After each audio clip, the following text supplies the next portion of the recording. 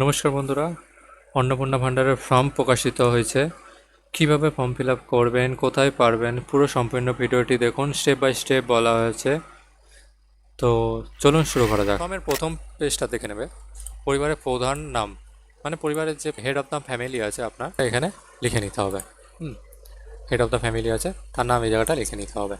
আর এখানে আছে জন্ম তারিখ, এখানে দিন মাস বছর লিখে দেবেন। ঠিক আছে।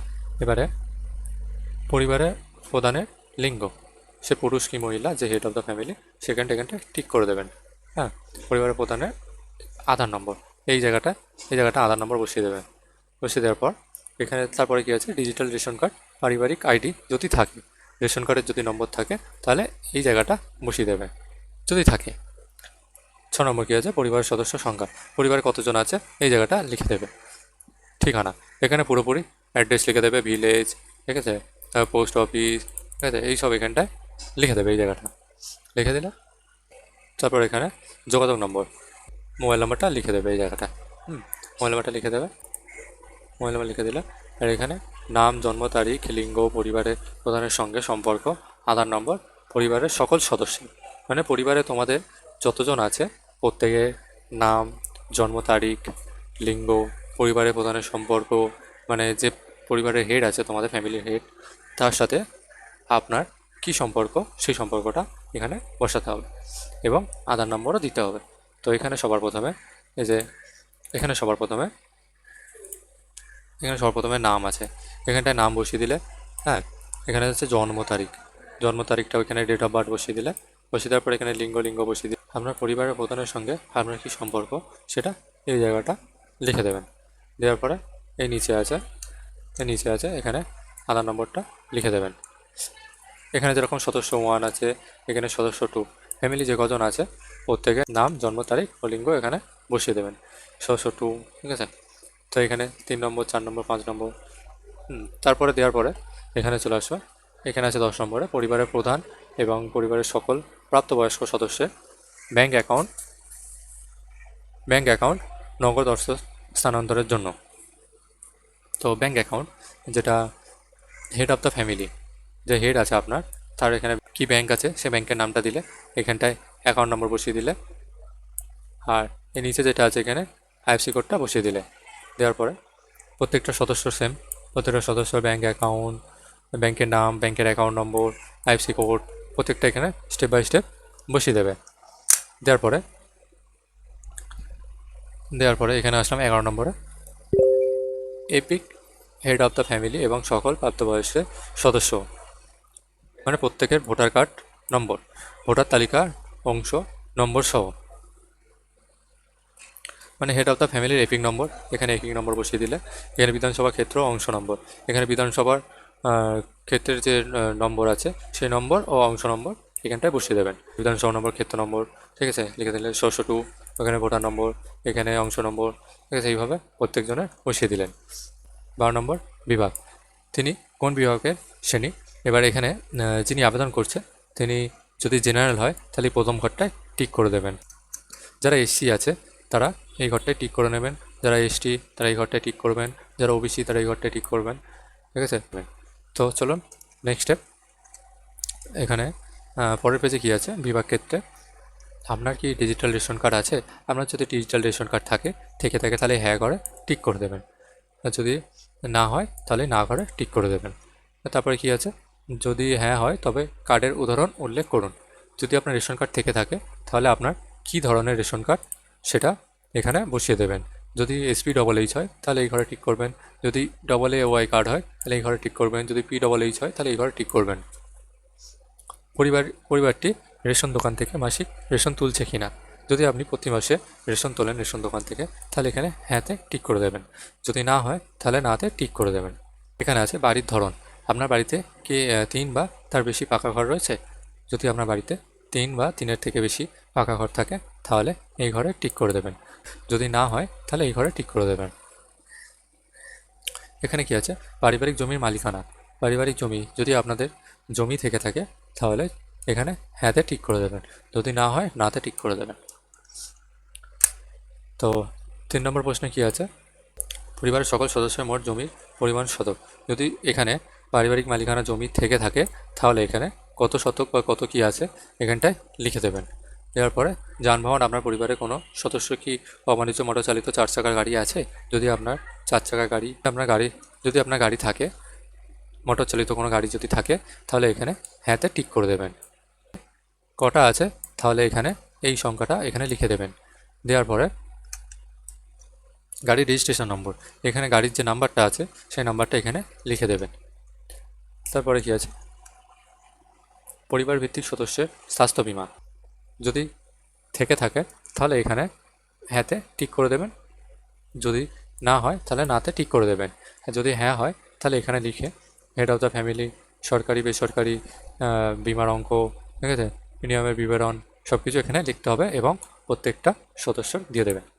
তারপরে আসি, কোনো সদস্য কি আয়কর বা পেশাগত কর প্রদান করেছেন, মানে প্যান বা পি ট্যাক্স? হ্যাঁ, যদি হ্যাঁ হয়ে থাকে তাহলে এখানে হ্যাঁতে ঠিক করবেন, যদি না হয় নাতে ঠিক করবেন। পরিবারের সদস্যের প্যান কার্ড যদি থাকে, যদি আপনার ফ্যামিলিতে প্যান কার্ড থাকে পরিবারে, তাহলে এখানে হ্যাঁতে টিক করে দেবেন। যদি হ্যাঁ হয় তাহলে নাম এবং প্যান কার্ড নম্বর উল্লেখ করুন। তাহলে হেড অফ দ্য ফ্যামিলি এখানে নামটা বসিয়ে দেবে, তার প্যান কার্ড নম্বরটা এখানে বসিয়ে দেবে। প্রত্যেকটা সদস্যর নাম এবং প্যান নম্বর এই জায়গাটায় বসিয়ে দেবেন। তারপর এখানে 4 নম্বর কী আছে, কর্মসংস্থানের ধরন।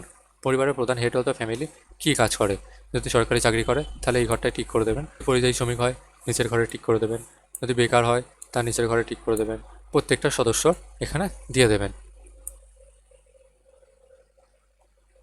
তো তারপরে আসি, পরিবারের শিক্ষিত প্রাপ্তবয়স্ক সদস্যের সংখ্যা এবং পরিবারের অশিক্ষিত প্রাপ্তবয়স্ক সদস্যের সংখ্যা। তো এখানে কতজন প্রাপ্তবয়স্ক শিক্ষিত আছে সেই সদস্যর সংখ্যাটা এখানে উল্লেখ করে দেবেন। অশিক্ষিত কতজন আছে সেটা এখানটায় উল্লেখ করে দেবেন। পরিবারের প্রধান যে হেড অফ দ্য ফ্যামিলি আছে তিনি শিক্ষিত কি অশিক্ষিত এখানে ঠিক করে দেবেন।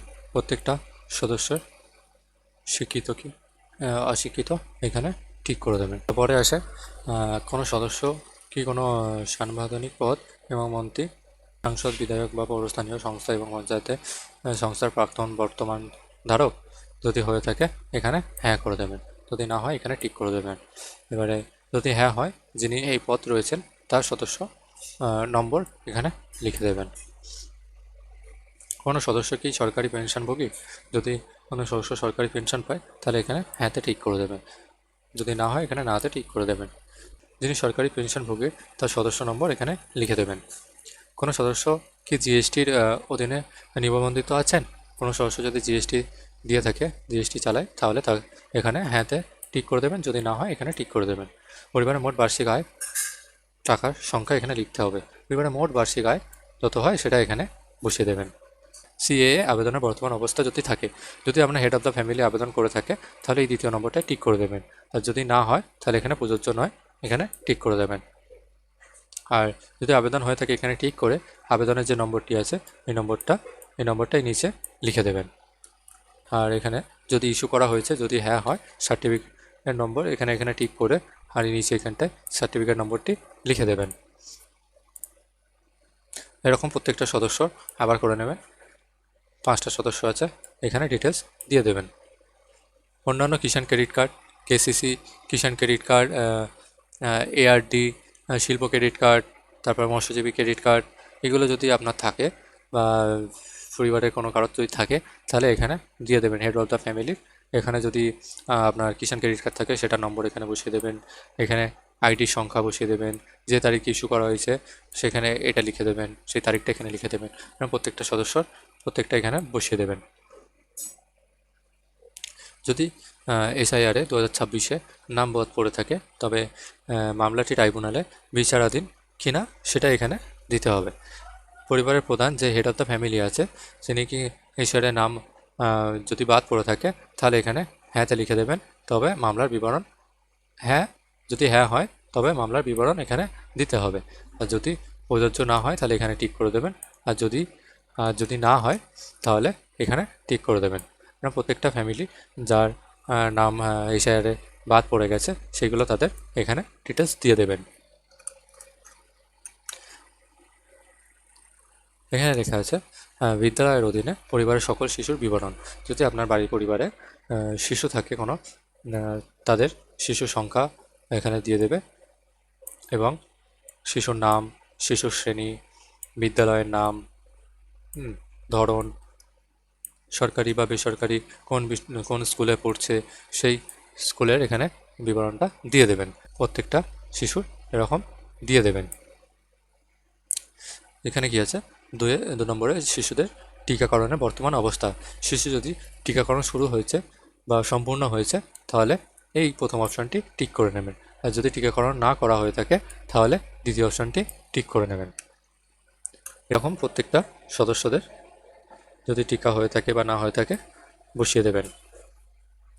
তারপরে কি আছে, সরকারি প্রকল্পের আওতায় সুবিধা। আপনি কি কোনো সরকারি প্রকল্পের সুবিধা বা ডিবিটির মাধ্যমে পাচ্ছেন? আপনি যদি পরিবারে কোনো কিছু ডিবিটির মাধ্যমে পেয়ে থাকেন সরকারি সুবিধা, তাহলে এখানে হ্যাঁ করে দেবেন। পরিবারের প্রধান যদি পেয়ে থাকে, আপনার হেড অফ দ্য ফ্যামিলি যদি পেয়ে থাকেন তাহলে এখানে হ্যাঁ করে দেবেন, যদি না পান তাহলে এখানে টিক করে দেবেন। আর যদি পেয়ে থাকে তাহলে এখানে কী কী প্রকল্প পেয়েছে সেটা এখানে লিখে দেবেন, আর আপনার সদস্য এরকম প্রত্যেকটা সদস্যর এখানে টিক দিয়ে দেবেন। তারপর এখানে কি আছে, আমি ঘোষণা করছি যে উপরে প্রদত্ত তথ্য আমার জ্ঞান ও বিশ্বাস অনুযায়ী সত্য এবং প্রযোজ্য ক্ষেত্রে আমি সকল সহায়ক নথি প্রদান করেছি এবং উপরে উল্লেখিত কোনো মানদণ্ড বাদ হয়নি। আমি অবগত যে আমার প্রদত্ত কোনো তথ্য মিথ্যা প্রমাণিত হলে আমার সামাজিক সুরক্ষা সংক্রান্ত সুবিধাসমূহ বন্ধ হয়ে যেতে পারে। এখানে যিনি আবেদন করছে তার স্বাক্ষর এখানে সই করে নিতে হবে আর এখানে টিক করে দিতে হবে। দেওয়ার পরে আর কোনো কাজ নেই। এখানে এন্ড অফ ফর্ম, এখানে এন্ড অফ ফর্ম আছে, এর নিচে যেটা আছে এটা ফিল করার কোনো প্রয়োজন নেই। এটা শুধুমাত্র সরকারি ব্যবহারের জন্য।